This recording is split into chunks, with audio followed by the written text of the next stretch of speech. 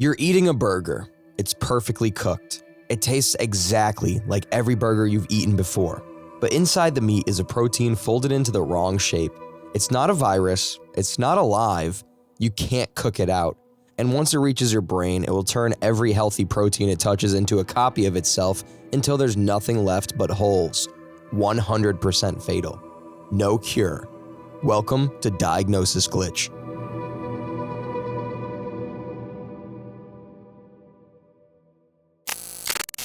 This story is based on documented events. All names are real.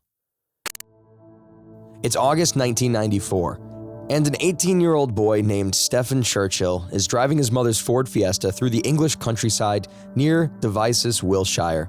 He drifts across the white line. He hits an oncoming army truck head-on. The impact totals the car, but Stephen walks away. His father, David, will later remark that Stephen only survives because of his long legs and because the seat was pushed all the way back. It's treated as a lucky escape, a teenager making a mistake. But the crash is not a mistake.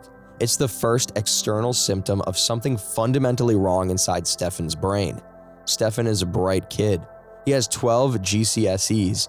He's an air cadet who wants to fly for the Royal Air Force. He's fit, active, and entirely normal. He lives in a quiet market town. He eats normal English food, but by Christmas, his parents will describe the holiday as the most miserable they've ever had. By May, he will be dead. To understand what is happening to Stephen, you must unlearn everything you know about disease. Most infections are caused by living things. Bacteria, viruses, parasites. You can fight them because they're alive. Your immune system can recognize them as foreign invaders and hunt them down. But what is killing Stephen Churchill is not alive. It was never alive. It's a misfolded protein called a prion. The normal version of this protein exists in every human brain. The disease version has the same chemical composition but a different three-dimensional shape. That shape is the entire disease. When one misfolded prion contacts a healthy protein, it forces it to refold into the wrong configuration. 1 becomes 2, 2 becomes 4, an unstoppable cascade. Your immune system can't detect it because it's made of your own material. No alarm, no fever, no defense. Standard hospital sterilization does nothing. Formalin, the chemical labs use to preserve tissue, actually stabilizes it. It survives alcohol, it survives radiation. The only way to destroy it is incineration above 1,000 degrees. In the month following the car crash, Stephen begins to change. He gives up school. The teenager who wanted to join the RAF now struggles to get out of bed. Doctors look at a withdrawn, lethargic 18-year-old and sees depression. They give him medication. This is 1994. The only known prion disease in humans, sporadic CJD, strikes almost exclusively in people over 60. Nobody's looking for a neurodegenerative disease in an air cadet, but the symptoms refuse to cooperate. By November, Stephen sits at the dinner table and minutes later cannot remember eating a meal. His father later recalls this period as relentless confusion, a son who was physically present but increasingly unreachable. A diagnosis would not have helped Stephen, David will later say, but it would have taken away the doubt, which is what breeds fear. The depression deepens into something darker, a relentless emotional flattening far beyond ordinary sadness combined with waves of anxiety, insomnia, and total withdrawal. He begins to experience transient delusions. Then the hallucinations start. Auditory and visual. He sees and hears things that are not there. He's 18 years old and the architecture of his mind is being quietly dismantled from the inside. By December, the physical decline is undeniable. His gait worsens into marked ataxia. He stumbles constantly. He falls without warning. He cannot sign his own name. A burning, crawling pain begins radiating through his lower limbs, poorly localized dysesthesia mixed with cold sensations and pins and needles. He cannot describe where it hurts because the signals are scrambled, misfiring from neurons that are being eaten alive by a protein that is technically his own. On January 3rd, 1995, Stephen is admitted to the hospital. The family expects answers. The hospital has none. There is no blood test for what's happening, no scan that can identify it. The diagnostic tools that will eventually detect this disease, an MRI pattern called the Pulvinar sign, a bright bilateral hyperintensity in the thalamus visible on brain scans, will not be described in the medical literature for another 5 years. Stephen will not live to see them. He's confined to a wheelchair. He requires constant care. The psychiatric diagnosis of depression is finally abandoned, but what replaces it is a void. The doctors are watching something they cannot name. David Churchill will later describe the period with a metaphor that cuts to the bone. A diagnosis would not have saved Stefan, he says, but the doubt is what breeds fear, and the doubt consumed everything. On February 13th, the formal diagnosis arrives. Creutzfeldt-Jakob disease, variant type. The word variant is crucial. It means this is new. It means Stefan did not develop this randomly. He acquired it from something external. He's the first person ever diagnosed with this variant. The realization is staggering. Their son is dying from a disease that has never been documented in a teenager before, a disease so new it does not even have a proper name yet. David Churchill will later suggest they should call it fluoride plaque disease after what the pathologists see when they examine the brain tissue to distinguish it from the sporadic form that strikes the elderly. But in early 1995, none of that vocabulary exists. Stefan requires 24-hour care, and because no facility in the country exists for a young person with an unclassified neurodegenerative disease, he's transferred in early May to a care home in the nearby town of Calm. A 19-year-old boy is placed among elderly patients in their 70s and 80s suffering from dementia. David and Dorothy try to preserve something of the life he's losing. They pin up his Pamela Anderson posters, they arrange his beer bottle collection on the shelves, all those things his father says, the familiar objects of a teenager's bedroom reconstructed in a room where the teenager can no longer recognize them. Over the following weeks, Stefan deteriorates into a kinetic mutism, a state in which a patient is awake but cannot move or speak. His parents visit, they talk to him, they do not know if he can hear them. What killed Stefan Churchill was not a mystery of biology, it was a failure of industry. For decades, the British beef sector had been feeding the ground-up remains of cattle, including brain and spinal cord tissue, back to other cattle in the form of meat and bone meal. Herbivores turned into recycled cannibals to optimize protein intake and maximize profit. The Prion entered this loop and amplified. Each generation of feed concentrated the infectivity further. The result was bovine spongiform encephalopathy, BSE, mad cow disease. By the early 90s, nearly 1,000 cattle were developing BSE every single week. The epidemic peaked in 1992 and 1993. Over 184,000 cows would ultimately die from the disease, and 4.4 million cattle would be slaughtered during containment. In the small village of Quinenborough in Leicestershire, 5 people would eventually be diagnosed with variant CJD, an extraordinary cluster linked to a single local butcher whose practices likely allowed brain and spinal cord tissue to cross-contaminate otherwise normal cuts of meat, sawing directly through the spinal column. And as those infected animals were processed nationwide, the prion entered the human food chain through the cheapest products: burgers, mince, sausages, and pies made with mechanically recovered meat, a process that blasted remaining scraps off the carcass near the highly infectious spinal column. These were not luxury cuts. These were school lunches. These were the meals that working-class families served their children because they trusted the government. In 1988, the government assembled the Southwood Committee to assess the risk. The committee concluded that BSE was unlikely to have implications for human health. The government treated this provisional, uncertain assessment as a final verdict. And they told the public it was safe. Throughout the late 80s and early 90s, as the cattle epidemic raged, ministers assured the British people that their beef posed no risk whatsoever. They used the phrase, "no evidence of transmission." It was a technically true statement that concealed enormous scientific uncertainty behind bureaucratic language. In 1989, the government introduced a ban on specified bovine offal, brain and spinal cord tissue from the human food chain, but enforcement was a disaster. Abattoirs continued sawing directly through the spinal column during butchering, a practice that sprayed highly infectious material across otherwise safe cuts. Inspections were rare. Compliance was voluntary in many facilities. The gap between what the scientists privately feared and what the public was told grew wider every year. The Phillips report, published in October 2000 after years of official inquiry, described the government's strategy in a devastating phrase. Officials and ministers had followed an approach whose object was sedation of the public. They deliberately downplayed the risks to prevent panic and to protect a multi-billion-pound agricultural industry.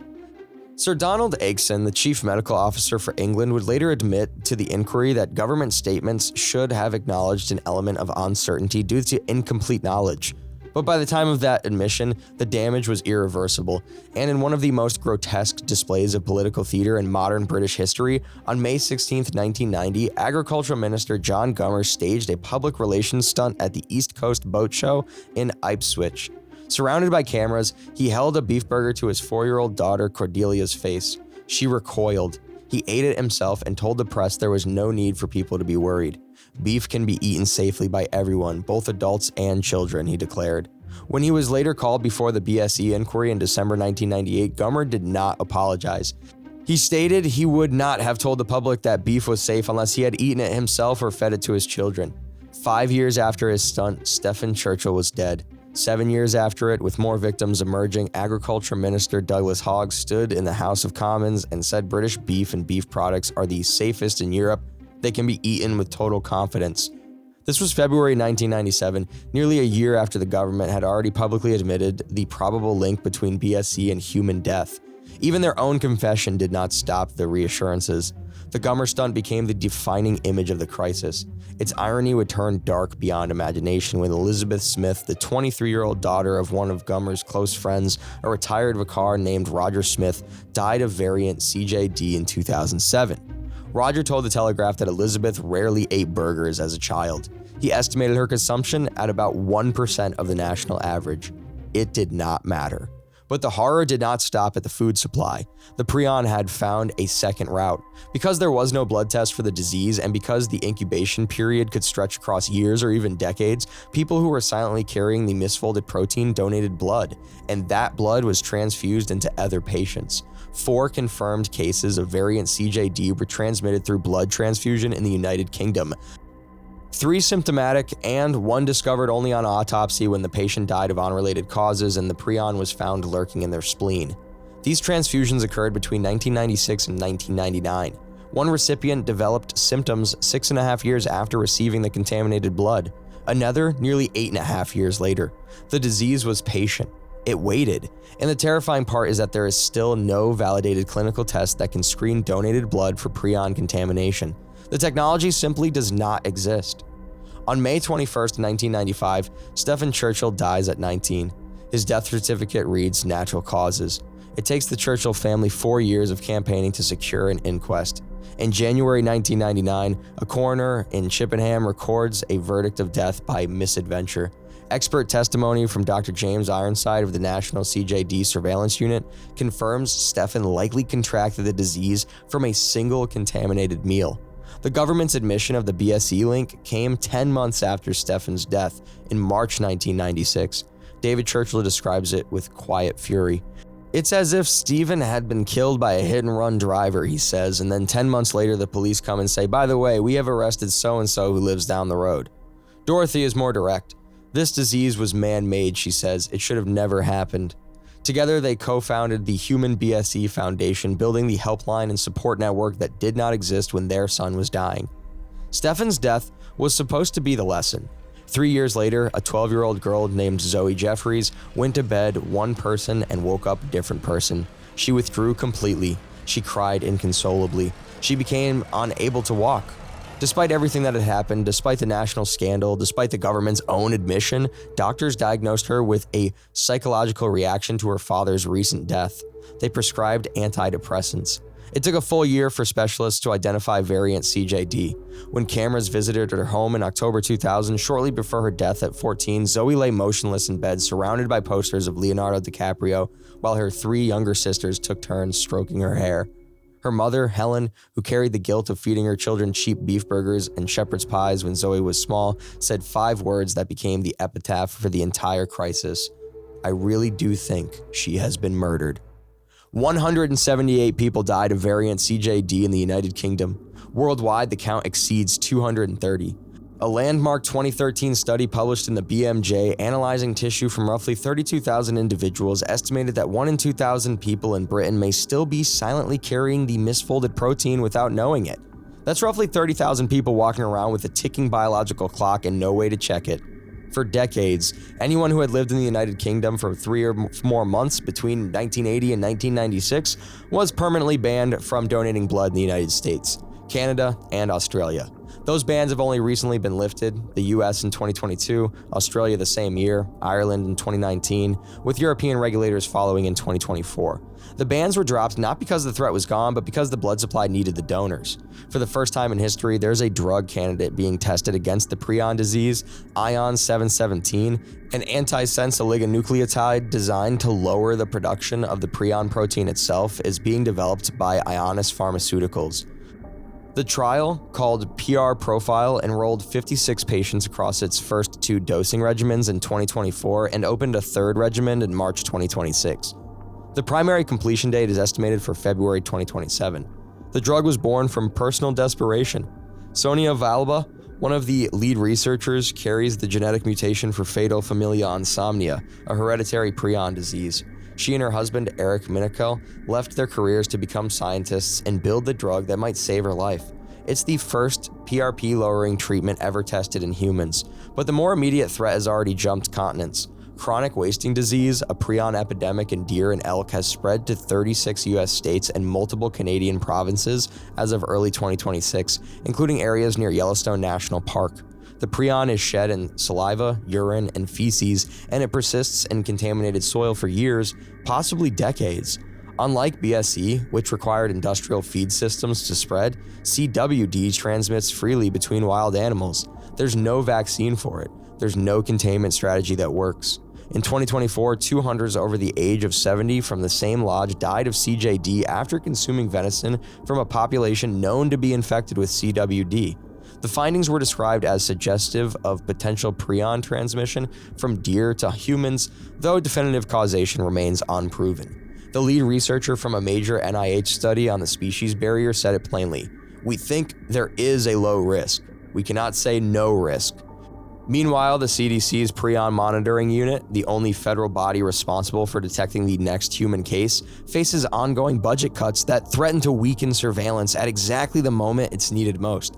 The same assurances, the same industry protection, the same shape. When BSE crossed to humans, the British government called it safe for a decade. A new prion is now spreading through American wildlife. There is no vaccine, no blood test, and the federal unit meant to detect the next human case is being cut. The playbook has not changed. This is Diagnosis Glitch. I'll see you in the next waiting room.